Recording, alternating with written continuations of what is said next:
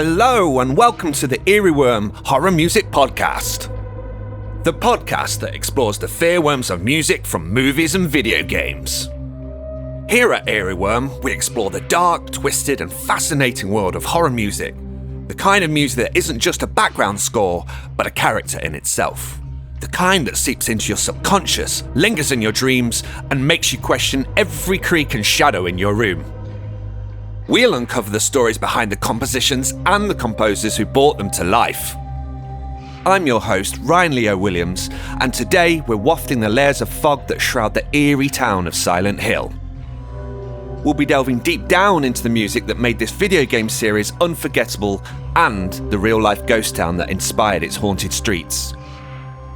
And before we dive into the dark and twisted soundscapes of Silent Hill, I want to remind you that you don't have to face this chilling journey alone. In the show notes, I've included links to all the eerie tracks and unsettling soundscapes we'll be discussing today. So if you're feeling brave enough, you can experience the music for yourself. And before you wander too deep into the fog, hit that like and subscribe button to let us know that the scary nurses haven't dragged you to your doom. So, what could possibly be scarier than a town full of creepy monsters and a fog thicker than your morning coffee? How about a real-life town where the ground has been burning for decades, turning into a literal hell on Earth? Centralia is real, and it's just as freaky as anything you'll find in Silent Hill. So let's go back in time to 1962. Centralia is your typical small American town. People are living their lives, kids are playing in the streets, and coal miners are heading off to work. Everything's pretty peachy until a fire breaks out in an abandoned mine shaft. This blaze gets out of hand and spreads to the coal veins underneath the town. The Centralia Fire Department are unable to extinguish the fire, and due to the extreme underground heat and danger of collapse, they have to let the fire continue to burn through the mine. The extent of the fire and the size of the mine became so large that to this day it's still burning. Yep, the underground mine has been on fire for over 60 years. But here's another fun fact. The fire is actually spreading underground, growing about 75 feet per year. So no wonder the creators of Silent Hill looked to this place and went, yep, that's the vibe we're going for. Today, Centralia is a ghost town. Smoke billows from cracks in the earth while toxic gases seep from the ground. Due to the level of abandonment, many streets lead to nowhere, and it's as if the town itself has become a gateway to hell. But it's not just the look of the place. The silence, the emptiness, the sense that something is lurking underground, spreading its mass and waiting for the right opportunity. These are all feelings that composer Akira Yamaoka captured perfectly with his music for Silent Hill. A soundscape that feels as dangerous and unpredictable as the burning ground beneath Centralia. So let's talk about the music of Silent Hill. We'll mainly be focusing on Silent Hill 1 and 2 and the sphincter troubling audio of the infamous PT. The Silent Hill theme is possibly the most recognisable tune in the series and serves to describe the dark themes of loss and hopelessness that permeate the Silent Hill series. If we listen to the opening theme, it begins with this unusual distorted mandolin trill that's almost shrill but really beautiful, but then it's layered with this almost melancholy Western influence backing that's quite mesmerising. I personally remember playing this game when I was younger and feeling really blown away by the quality of the cinematic style production of the track. To its credit, there's a nuance of 1970s grindhouse about the soundtrack which may have been popularised by the onslaught of the Tarantino musical oeuvre in the late 90s. The tone of the piece really sets the direction for the rest of the game. Then there's the track Not Tomorrow, which plays during one of the game's most emotional scenes with the devastating death of Lisa. There's definitely a magic in Yamaoka's work, and you can hear his signature touch throughout his compositions. As Akira also took on much of the sound design for Silent Hill, you can hear his influence over the entire audio experience. He knows when to fill the space with musical sound effects, but also when to let the silence speak for itself. In my opinion, Yamaoka didn't just compose music for this game, he created psychological experiences. Every sound, every beat is designed to make you feel what the protagonist is feeling. The confusion, the fear, the guilt. It's all there, wrapped up in these haunting melodies and pretty oppressive sound design. And who can forget the iconic radio static? That hissing, crackling sound lets you know that something horrible is nearby. It's a pretty simple idea, but it's really, really effective. And, you're walking through the foggy streets of Silent Hill, and then the static kicks in. Suddenly you're on high alert, expecting a faceless monster to jump out at any second. It's all about keeping you on edge and making you feel as trapped and disorientated as the other characters. So let's fast forward to 2001, and Yamaoka is making his return with Silent Hill 2. This time, he's digging into the psyche of the protagonist, James Sunderland, and with this much celebrated soundtrack, he really takes us on a ride. So the theme of Laura, if you played Silent Hill 2, you'll definitely know this track. It's got this guitar melody that's laced with this underlying sadness, which has all the hallmarks of Yamaoka's work throughout. As the track builds, we're adding layers of drums and strings, and you feel this sense of urgency or kind of a longing. It's a really cool reflection of James's journey and, searching for something that's already gone. And then you've got gameplay tracks like White Noise and Betrayal, which evoke that constant sense of unease. These tracks aren't there to comfort you. They're there to remind you that Silent Hill is not a place you're supposed to be. It's a place where your worst fears come to life. Promise Reprise is another one that hits you right in the feels. It's just one simple piano piece, but it's filled with just so much sorrow.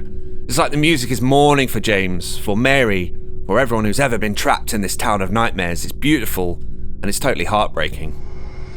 The great news for Silent Hill fans is Akira Yamaoka is returning to his composer roots with a completely reimagined soundtrack for the highly anticipated Silent Hill 2 remake.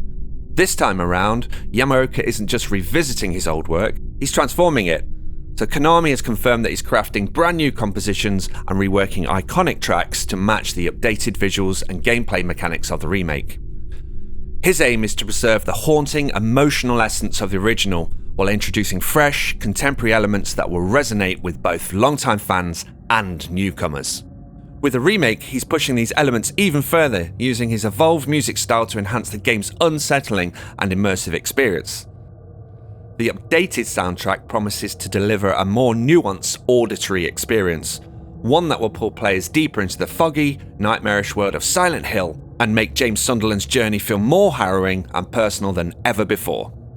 Now, you might be wondering what other creepy parallels exist between Centralia and Silent Hill. Well, hold on to your butts, because the real-life horror doesn't stop at the burning ground. Let's talk about the sinkholes. Centralia isn't just haunted by fire, the ground itself is totally unstable. A 12-year-old boy named Todd Domboski fell into a sinkhole that suddenly opened up beneath him. The ground actually tried to swallow him whole. If his cousin hadn't pulled him out, he would have suffocated on the toxic gases down there. And speaking of toxic gases, carbon monoxide has been venting into the remaining homes in Centralia for years. The government's attempt to control the fire actually made things worse, accidentally funneling poisonous gases into people's houses. Just like in the games, it's become uninhabitable, and the fog of Silent Hill has its roots in this very real, very dangerous haze. Another thing to add to the creep-out list is Centralia's church that mirrors Silent Hill's ominous Balkan church, the Assumption of the Blessed Virgin Mary Ukrainian Catholic Church. This is one of the only buildings still standing, and it still holds services every week. Even though there are only about 5 to 10 people left in the entire town, more than 50 people show up for these services. They come from other towns, drawn to this eerie place. And it's like the church itself has become a beacon in the darkness, overlooking the ghostly remnants of Centralia, much like the cultish church in Silent Hill, luring in those who dare to come close. And then there's Route 61, the road that leads into Centralia. It's now abandoned, cracked, and overgrown. It's so damaged from the fire that it's pretty much impassable by car. If you want to see the centre of town, you've got to go on foot. It's just like the start of Silent Hill, where Harry Mason crashes his car and has to venture into the town on foot. Obviously, this location is prime for ghost stories. There have been reports of phantom voices telling visitors to leave, and even ghost sightings near the crumbling buildings. The atmosphere in Centralia is so thick with dread, it's like you can feel the history pressing down on you. No wonder it inspired one of the creepiest game series of all time. Now, what's super cool is how Yamaoka carried these themes into Silent Hill's successor PT. Alongside composer Ludwig Vossell, the team composed and implemented the music in a stripped-down, minimalist way. There's almost no traditional music, quite a lot of ambient noise and lots of sudden bursts of sound that, get under your skin. It's unsettling because it plays on your expectations. You're waiting for the big scare, the loud crescendo, but you get silence and whispers. It's a psychological equivalent of standing over one of those cracks in Centralia, wondering if the ground is going to give way beneath you. It's generally one of the few gaming experiences that made me scream. So PT was supposed to be the teaser for Silent Hills. A dream collaboration between Hideo Kojima, the mastermind behind Metal Gear, and Guillermo del Toro, the brilliant director known for his dark, fantastical films like Pan's Labyrinth and Crimson Peak. Together, they were set to create a game that would redefine psychological horror, and judging by the demo, they were onto something pretty kick-ass. However, Kojima and Konami were already on shaky ground during the development of Metal Gear Solid. Rumours swirled about creative differences, budget issues, and general bad blood. Kojima, known for his high standards and creative vision, clashed with Konami's more, let's say, financially cautious approach. Rumour has it that Konami wanted to focus on the mobile market, but Kojima just wasn't interested. Things got so bad that Konami began to remove Kojima's name from promotional materials. It was a bit like a messy public breakup. And then, in 2015, Silent Hills was officially cancelled. PT was pulled from the PlayStation Store, leaving fans with nothing but a terrifying taste of what it could have been. And let's not forget Guillermo del Toro. He was super excited to be working on the project, even tweeting his disappointment when it all fell apart. Can you imagine the kind of twisted, beautiful nightmare we would have gotten with del Toro on board? But Yamaoka's genius isn't just about scaring the pants off us. It's about telling a story through sound. Whether it's the mechanical heartbeat of Silent Hill 1, the mournful ballads of Silent Hill 2, or the suffocating silence of PT. His music is always driving the narrative forward, pulling us deeper into these worlds of horror and heartache.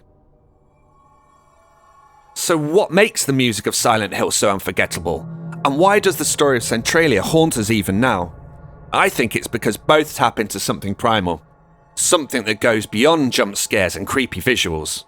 It's about creating a space where fear and beauty coexist.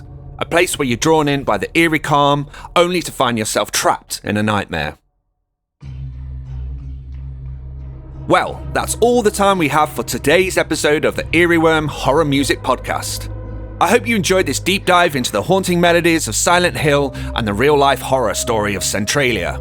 Remember folks, next time you hear an eerie tune or see smoke rising from the ground, think of the hidden stories they might be telling. If you have any thoughts or want to share your favourite Silent Hill music moments, don't be afraid to get in touch. And don't forget to look out for new episodes where we'll be exploring another terrifying world and the music that makes it unforgettable. Until then, keep your ears open and your lights on, because you never know what haunting tune is waiting to get wedged in your ear canals. Thanks for listening, and try not to get lost in the fog.